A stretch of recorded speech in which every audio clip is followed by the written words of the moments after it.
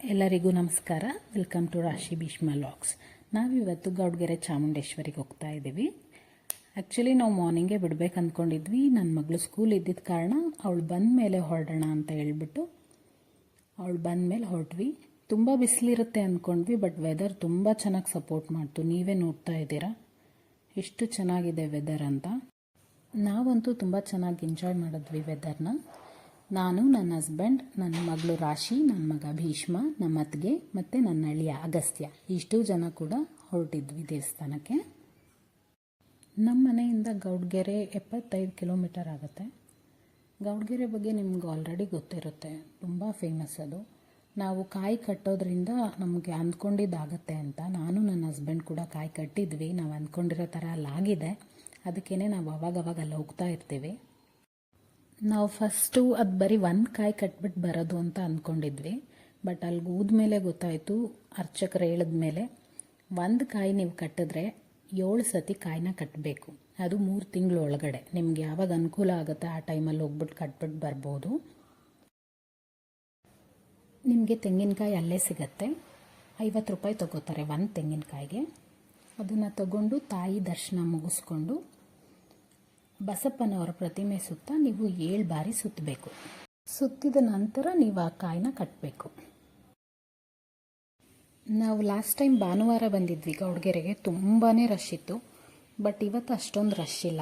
ಬುಧವಾರ ಬಂದಿರೋ ಕಾರಣ ನಾವು ಆರಾಮಾಗಿ ದರ್ಶನ ಮಾಡ್ಕೊಂಡ್ವಿ. ನೀವೇ ನೋಡ್ತಾ ಇರ್ಬೋದು, ಯಾರೂ ಜಾಸ್ತಿ ಜನ ಇಲ್ಲ. ನೋಡಿ, ಎಲ್ಲ ಖಾಲಿಯಾಗೇ ಇದೆ. ದೇವಿ ಸನ್ನಿಧಿ ಹತ್ರ ವಿಡಿಯೋ ಮಾಡೋಕ್ಕೆ ಬಿಡಲ್ಲ, ಹಾಗಾಗಿ ನಾವು ಒಳಗಡೆ ತೊಗೊಂಡು ಹೋಗಿಲ್ಲ.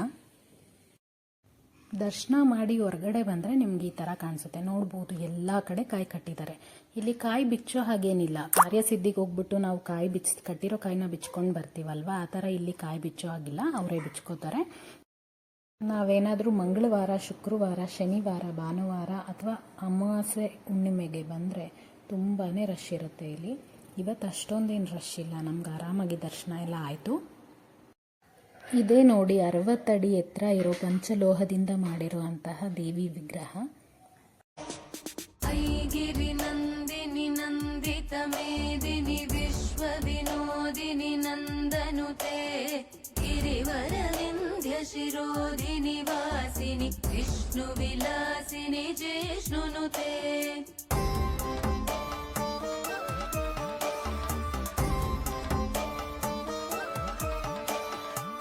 भगवती हेशिति कंठ कुटुंबिनी भूरि कुटुंबिनी भूरि कृते जय जय हे महिषासुरमर्दिनि रम्यकपर्दिनि शैलसुते.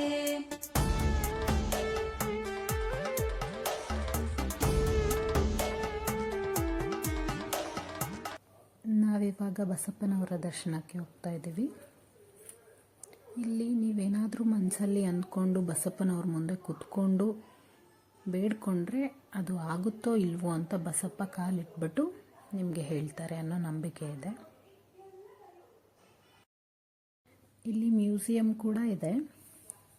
ಒಬ್ಬರಿಗೆ 50 ರೂಪಾಯಿ ತಗೋತಾರೆ. 15 ವರ್ಷದ ಒಳಗಿನ ಮಕ್ಕಳಿಗೆಲ್ಲ ಫ್ರೀ ಇರುತ್ತೆ.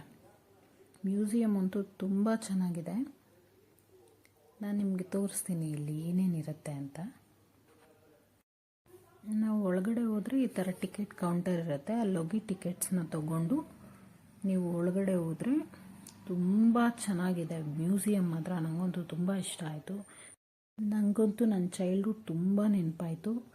ಇಲ್ಲಿ ಹೋಗಿ ನೋಡಿದ್ರೆ ಯಾರಿಗಾದರೂ ಆಗಲಿ ಅವ್ರ ಚೈಲ್ಡ್ಹುಡ್ ನೆನಪಾಗೇ ಆಗುತ್ತೆ. ನೀವು ಕೂಡ ಗೌಡ್ಗೆರೆಗೆ ಬಂದಾಗ ಮರಿದೇ ಈ ಮ್ಯೂಸಿಯಂನ ವಿಸಿಟ್ ಮಾಡಿ. ಎಸ್ಪೆಷಲಿ ಮಕ್ಕಳಿಗೆ ತಿಳ್ಕೊಳ್ಳೋದು ತುಂಬ ಇದೆ.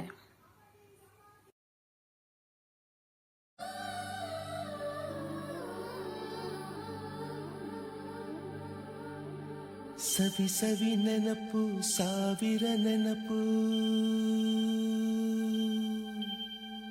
ಸಾವಿರ ಕಾಲಕ್ಕೂ ಸವೆಯದ ನೆನಪು,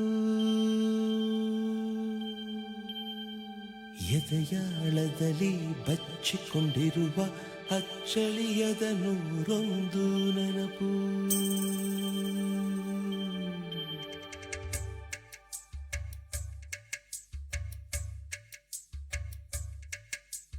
ಸವಿ ಸವಿ ನೆನಪು ಸವಿ ಸವಿ ನೆನಪು ಸಾವಿರ ನೆನಪು ಎದೆಯಾಳದಲ್ಲಿ ಬಚ್ಚಿಕೊಂಡಿರುವ ಅಚ್ಚಳಿಯದ ನೂರೊಂದು ನೆನಪು ಏನೋ ಒಂದು ತೊರೆದ ಹಾಗೆ ಯಾವುದೋ ಒಂದು ಪಡೆದ ಅಮ್ಮನ ಮಡಿಲ ಅಪ್ಪಿದ ಹಾಗೆ ಕಣ್ಣಂಚಲ್ಲಿ ಕಣ್ಣೀರ ನೆನಪು